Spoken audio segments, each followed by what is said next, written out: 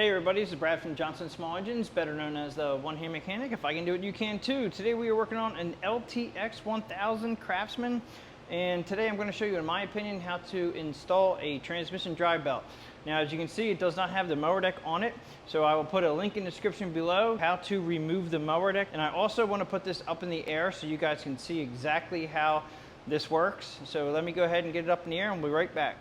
Okay, so I have it up in the air, and I know a lot of you guys are not going to be able to put it up in the air, but the ones that can put it up in the air, and you guys are wondering about the engine placement as far as how it sits, as long as you don't put your tractor on its side of its wheels, this is perfectly fine. All the oil goes back to the back side of the motor.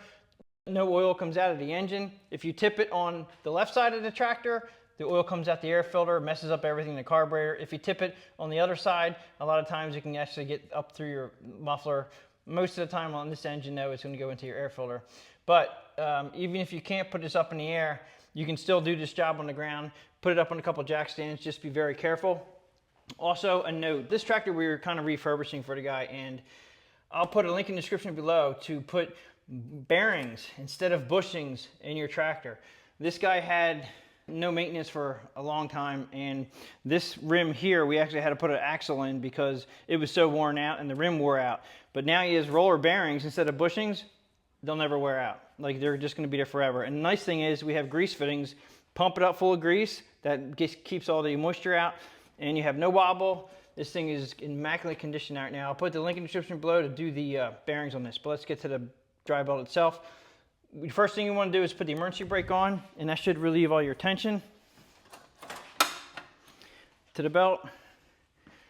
Now, a lot of you guys commented that you don't have to take this PTO pulley off. I like to take them off just because it's easy for me to do. A lot of you guys out there do not have an impact gun. So we're going to do it what I call the hard way, but it may be a little bit easier for a lot of you guys. Now, I'm always remembering that you guys will be doing this on your back. Usually it's a little bit trickier. Once you have the brake on, everything's going to be super loose. This belt might be original, and man, it is definitely cracked and ready to be replaced. First of all is take it off your front engine pulley. And it's going to be hard to show you this because I'm not taking the pulley down. So you're just going to push it off of there, and it'll come down around under here, and it comes off there, and then you just have to kind of wiggle it past this guide here.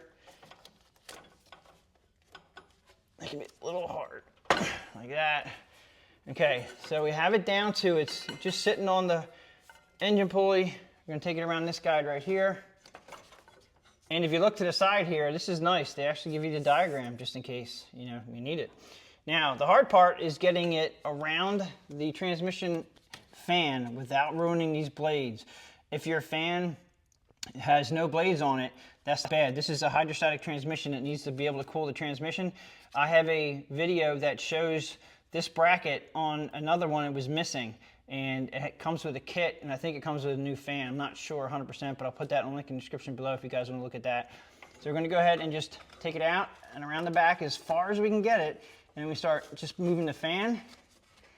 And it's tight, but it should slide over. Just keep moving your fan, and it should come around like that, and there you go. All right, so you guys have proven it that you do not need to take this off, at least on this particular machine. And there you are. And as you can see, this was definitely in need of a replacement. They're not supposed to be cogged like that. Now, for the transmission drive belt, you don't necessarily have to go OEM. It's definitely important if you're doing a mower deck belt to go OEM, just because that they're better belts.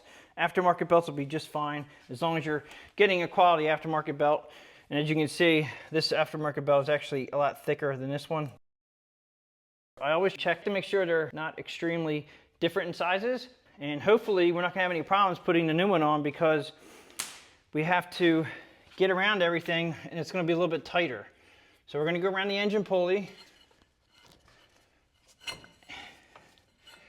and then straight back to the fan.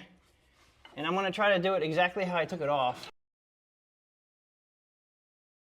It feels much tighter. I'm just going to push the fan around. I don't want to ruin the fan blades at all. And because this belt is brand new, it's definitely shorter.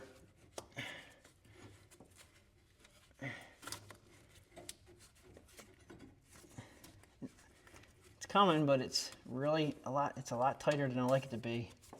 I'm about ready to, all right, there it is. Okay, we got it. Boy, that was close. I almost told myself I was going to take the engine pulley off, but we got it. Make sure it's sitting in the pulley. So you may have to just run that around a little bit just to make sure it's not sitting underneath the pulley or on top of the pulley and in between your thing. Now you can take out the battery in the battery box back here if you need to get from above, just if you need to look at it again. I'm going to go ahead and put this belt back through this bracket here. Once you get around to here, you want to check your pulleys, make sure these things are spinning and not real loud. These are in really good shape.